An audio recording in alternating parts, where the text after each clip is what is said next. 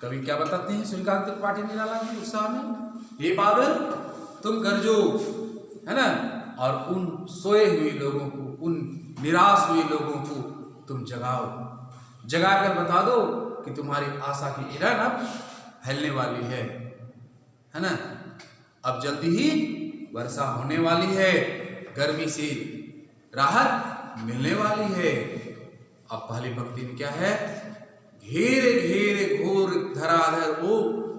कवि इस पंक्ति में क्या कहते हैं, कहते कि तुम इस आकाश को घनघोर रूप से घेर लो, है ना, चारों तरफ क्या अपना अधिकार जमा लो, कब्जा कर लो, ताकि पूरे आकाश क्या हो जाए, अंधकार छा जाए, आकाश में अंधकार छा जाए।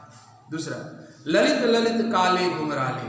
इस पंक्ति में कवि क्या कहते हैं, बादलों के स्वरूप का वर्णन करते हैं। इस पंक्ति में कवि बादल के स्वरूप का वर्णन किया है और करते हुए क्या कहते हैं कि तुम्हारा रूप सुंदर सुंदर काले काले बाल के समान है, काले काले बाल के समान है।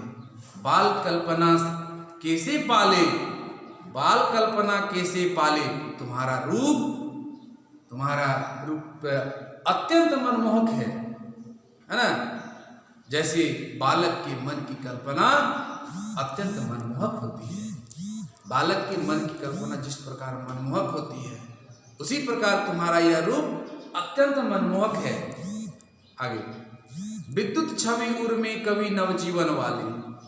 इस पंक्ति में कवि क्या कहते हैं कि तुम्हारे हृदय में बिजली के समान असीम ऊर्जा है, ऊर्जा भरी हुई है ना, जो नया जीवन देने वाला है, जो नया जीवन देने वाला है ना, जो कि क्या है, कवि के समान है।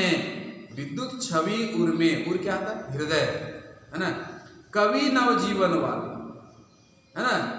अब आगे देखिए, वज्र छिपा नूतन कविता, वज्र छिपा नूतन कविता, हम लोग क्या पढ़ रहे हैं, है ना। तो क्या कहता है, वज्र छिपा नूतन कविता, फिर भर दो बादल गरजो।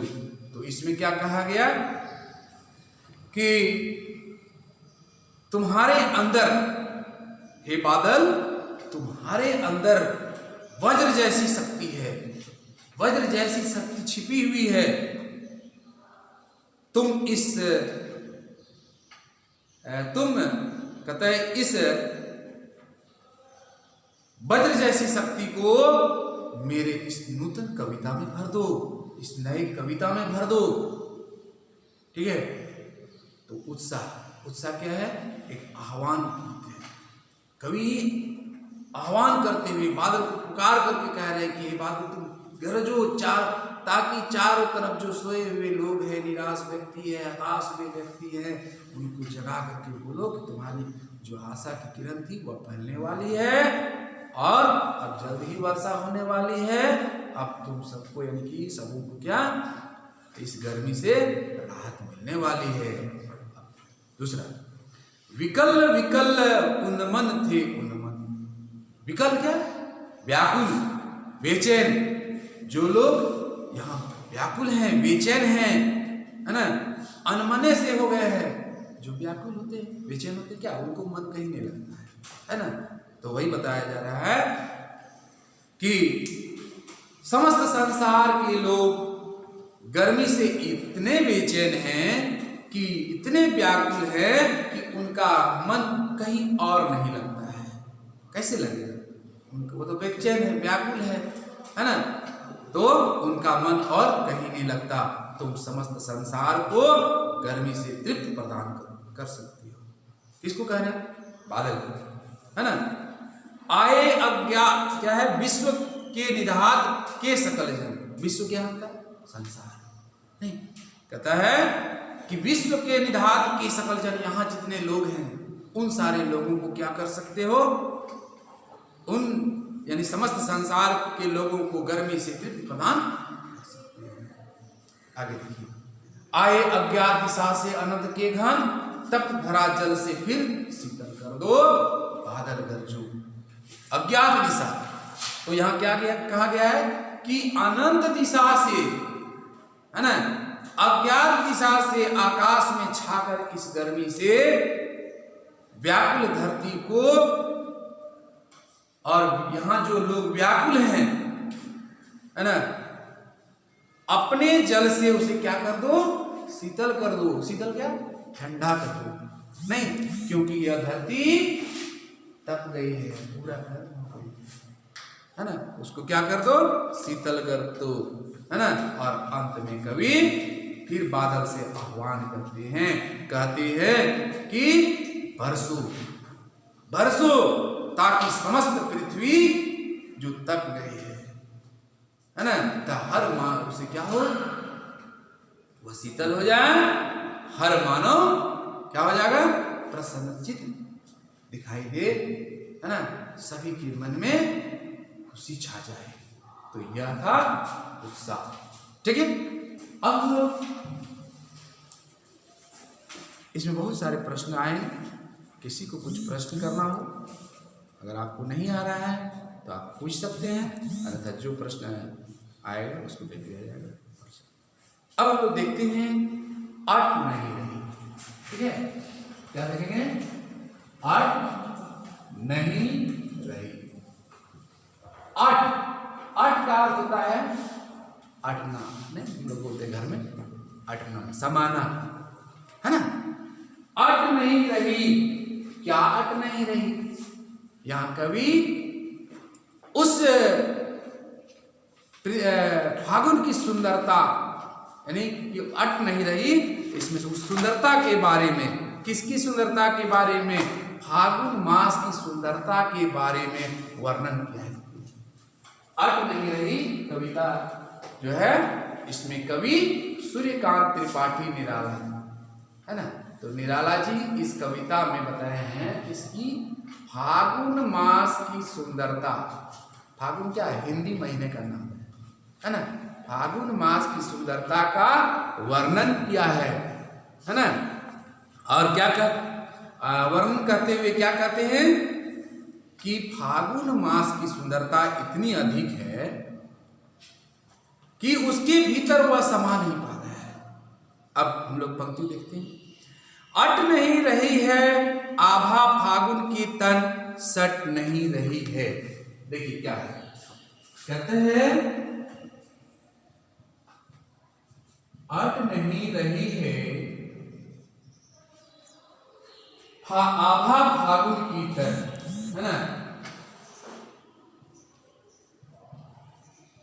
आभा फागुन की तन, तो अटना समाना, आभा चमक, आभा क्या होता है, चमक, फागुन की तन, यहाँ फागुन महीने के बारे में जो बताया गया है ना, सट नहीं रही है, सटना का भी होता है समान, है ना, सट नहीं रही है। अब लोग इस तीन पंक्ति को बढ़िया से देखेंगे, समझेंगे क्या कहा जा रहा है, छोटा छोटा पंक्ति है, आप समझ जाएंगे। तो अट नहीं रही है, यह कविता किसकी है, सूर्यकांत त्रिपाठी निराला। तो यह किसका वर्णन किया है इस कविता में, किसका वर्णन किया है, फागुन मास का, है, अर्थात बसंत नहीं, उसका वर्णन किया है इसमें कि अट नहीं रही है, उसकी सुंदरता इतनी अधिक है कि उसके मन में समा नहीं रही है।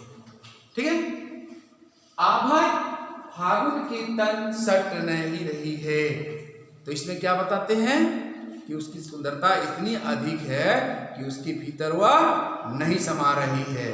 यानी बसंत ऋतु का आगमन कब होता है, फागुन के महीने में, बसंत ऋतु का आगमन फागुन यानी कि उस फागुन के महीने में होता है ना। और ऐसे में फागुन की आभा यानी आभा फागुन की तन, तो ऐसे में क्या होता है, फागुन की आभा इतनी अधिक है, इतनी अधिक चमक है ना, कि ऐसी सुंदरता कहीं समा नहीं हो सकती है, समा नहीं पा रही है। क्लियर, आगे, कहीं सांस लेते हो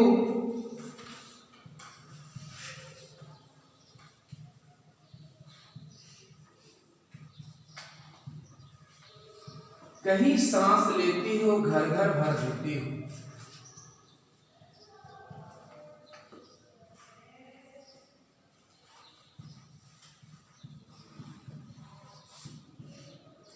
तो इसमें क्या बता रहे हैं कवि? कहीं सांस लेते हो घर घर भर देते हो। कवि कहते हैं कि कभी कभी ऐसा लगता है कि क्या कहते हैं कि कवि कहते हैं कि जब तुम सांस लेते हो, हे फागुन, जब तुम सांस लेते हो तब तुम अपनी सांस के साथ, उनकी जब हवा चलती है ना, तो कहते हैं कवि कि हे फागुन, जब तुम सांस लेते हो तो अपनी सांस के साथ सारे वातावरण को सुगंधित कर देते हो। तो क्या होता है, जब हवा चलती है तो फूल खिले हुए होते हैं, फूल का भी सुगंध हमारे हम तक पहुंचती है, नहीं? तो वही कहते हैं कि तुम अपने सांस के साथ सारे वातावरण को सुगंधित कर देते हो। जब तुम सांस लेते हो तो तुम अपनी सांस के साथ सारे वातावरण को सुगंधित कर देते हो, अर्थात क्या, अपनी खुशबू से हर घर को क्या कर देते हो, महका देते हो, नहीं? अपनी खुशबू, इसका मतलब क्या हुआ कि तुम अपनी इस खुशबू से हर घर को महका देते हो। क्लियर? हर घर घर भर देते हो, मतलब क्या हुआ कि उस सुगंध से क्या कर सारे घर को तुम महका देते हो, नहीं? आगे कहते हैं, उड़ने को नभ में तुम,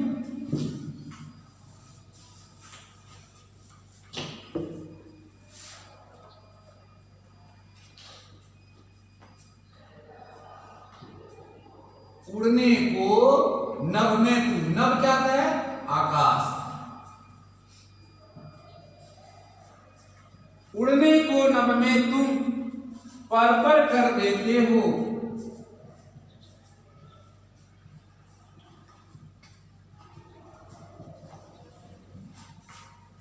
तो क्या बोलते हैं कवि? कहते हैं, कवि कहते हैं कि कभी कभी हमें ऐसा लगता है कि आसमान में उड़ने के लिए फागुन अपने पंख को फड़फड़ाते हैं। कभी कभी ऐसा लगता है कि आसमान में उड़ने के लिए फागुन अपना पंख फड़फड़ाता है। इसका तात्पर्य, इसका मतलब क्या हुआ? तात्पर्य है कि फागुन की बयार, बयार क्या आता है, हवा, नहीं? फागुन की बयार अपने संग, अपने साथ फागुन की सुंदरता को सबके सामने रख देती है, सबको सबके सामने रख देती है। मतलब उसकी सुंदरता को देखकर लोग जान जाते हैं, उसकी सुगंध को लेकर लोग जान जाते हैं, है ना? तो क्या करते हैं, उड़ने को नभ में तुम। कभी क्या कहते हैं कि हमें कभी कभी ऐसा लगता है कि फागुन इस आकाश में उड़ने के लिए अपनी पंख फड़फड़ाते हैं। इसका मतलब क्या हुआ कि फागुन की बयार अपने संग फागुन की सुंदरता को सबके सामने लाकर पर कर देते हो, है ना? तो इसमें क्या दिया है, पर का क्या इसमें बताया गया है कि पर कर देते हो, अपने पंख जो है वो फैलाता है ना, हो गया। आगे देखिए, फिर कहा जा रहा है, आंख हटाता हूं तो हट नहीं रही है।